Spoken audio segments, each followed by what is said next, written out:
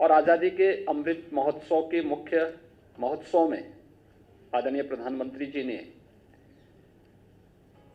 देश को पंच प्रण से जोड़ने की बात की थी। पंच प्रण में एक प्रण विकसित भारत के निर्माण का भी है और अमृत काल का ये पहला बजट उस विकसित भारत की परिकल्पना को साकार करने वाला एक सर्वस्पर्शी समावेशी बजट है जो समाज के प्रत्येक तबके को, गांव, गरीब, किसान, नौजवान, महिलाएं, वंचित, वनवासी समुदाय और समाज का वो प्रत्येक तबका, उन सबको इसमें अवसर देने का कार्य किया है और इन सभी अवसरों को यूनियन बजट में सप्तऋषि के रूप में संबोधित किया गया है। यानी इस तरह से भारत ने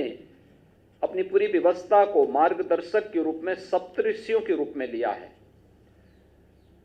वे सप्तऋषि भारत की व्यवस्था के आधार शिल्पी रहे हैं, जिनके मार्गदर्शन में भारत की सनातन परंपराएं पली बढ़ी, आगे वैश्विक मंच पर भारत को विश्व गुरु के रूप में स्थापित किया। ऐसे ही सप्तऋषियों ने भी के ही मार्गदर्शन में सारे कार्य हुए थे और सप्तऋषि के रूप में मार्गदर्शन करने के लिए 7 महत्वपूर्ण मुद्दों को लेकर के, जिसमें इंक्लूसिव डेवलपमेंट यानी एक समावेशी विकास का मॉडल खड़ा करना, रीचिंग द लास्ट माइल यानी अंत्योदय की परिकल्पना, अंतिम पायदान पर खड़े हुए व्यक्ति के लिए शासन की योजनाओं का लाभ देना। आपने देखा होगा कि कोरोना कालखंड में पिछले 3 वर्ष से लगातार 80 करोड़ लोगों को प्रधानमंत्री गरीब कल्याण अन्न योजना का लाभ मिल रहा है और प्रधानमंत्री गरीब कल्याण अन्न योजना का लाभ अगले 1 वर्ष के लिए और बढ़ाने का कार्य हुआ है। 2 लाख करोड़ रुपए सालाना इस पे खर्च होता है। यह भी इस योजना का इस बजट का एक महत्वपूर्ण हिस्सा है। इंफ्रास्ट्रक्चर एंड इन्वेस्टमेंट, अगर हम 2013-14 की तुलना में भारतीय रेल के बजट को देखें तो इसमें 2,40,000 करोड़ रुपए का प्रावधान किया गया है। 2013-14 की तुलना में 9 गुना अधिक है। हाईवेज के बारे में देखेंगे तो एक बड़ा इंफ्रास्ट्रक्चर डेवलपमेंट के लिए 50 नए एयरपोर्ट, हेलीपोर्ट, वाटरवेज आदि के लिए भी प्रावधान किया गया है और इसका सर्वाधिक लाभ उत्तर प्रदेश लेने जा रहा है, क्योंकि उत्तर प्रदेश के पास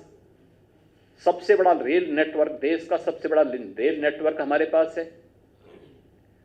उत्तर प्रदेश के पास सबसे बड़े पैमाने पे नए हाईवेज के प्रस्ताव उत्तर प्रदेश ने भेजे हैं और उत्तर प्रदेश इस दिशा में कार्य कर रहा है और पिछले 5 वर्ष के अंदर जितना भी इंफ्रास्ट्रक्चर का कार्य उत्तर प्रदेश के अंदर हुआ है, वह उत्तर प्रदेश के नए परसेप्शन को और नए उत्तर प्रदेश के बारे में सबका ध्यान आकर्षित करता है। स्वाभाविक रूप से इस इंफ्रास्ट्रक्चर का लाभ भी उत्तर प्रदेश को सबसे अधिक होने जा रहा है। प्रदेश के अंदर सक्षमता को सामने ढाला, अनलीजिंग द पोटेंशियल, यह इसका चौथा भाग है और इसके बारे में उत्तर प्रदेश की अंदर की, जो हम लोग पहले से कहते आ रहे हैं कि उत्तर प्रदेश अनंत संभावनाओं वाला प्रदेश है। दुनिया के अंदर भारत के बारे में कहा जाता है, पूरी दुनिया आशा भरी निगाहों से भारत की तरफ देख रही है और देश के अंदर, उत्तर प्रदेश के अंदर, उत्तर प्रदेश के लिए संभावनाएं हैं। एक ग्रीन ग्रोथ यानी कैसे हम हरित विकास की ओर जा सके हैं। कार्बन उत्सर्जन को कम से कम करके हम डेवलपमेंट का एक ऐसा मॉडल दें जो लोगों के सतत और समावेशी विकास के लिए महत्वपूर्ण हो सके। उस प्रकार के मॉडल को, चाहे वो एनर्जी के क्षेत्र में आप देखें, रिन्यूएबल एनर्जी का हो, हाइड्रोजन एनर्जी का हो, या फिर खेती किसानी के क्षेत्र में आप देखेंगे तो विषमुक्त खेती के लिए प्राकृतिक खेती को बढ़ावा देने का कार्यक्रम, या भारत की प्राचीन उस पद्धति को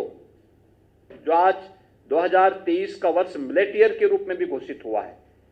उस रूप में विकसित करने के लिए उसका भी प्रावधान बजट में किया गया है। यूथ पावर उत्तर प्रदेश की, देश दुनिया के अंदर अगर सर्वाधिक यूथ भारत के अंदर है तो भारत के अंदर सबसे अधिक यूथ उत्तर प्रदेश के अंदर है। उस युवा के विकास के लिए, उसके कौशल विकास के लिए, उसे आधुनिक तकनीक से जोड़ने के लिए, उसे तकनीकी रूप से सक्षम बनाने के लिए क्या कुछ प्रयास होने हैं इस दिशा में, और वित्तीय समावेशन के क्षेत्र में, फाइनेंशियल सेक्टर में जो कुछ भी अन्य नए प्रयास हुए हैं, उन सभी 5-7 फोकस बिंदुओं को सप्तऋषि के रूप में, मार्गदर्शन के रूप में रख करके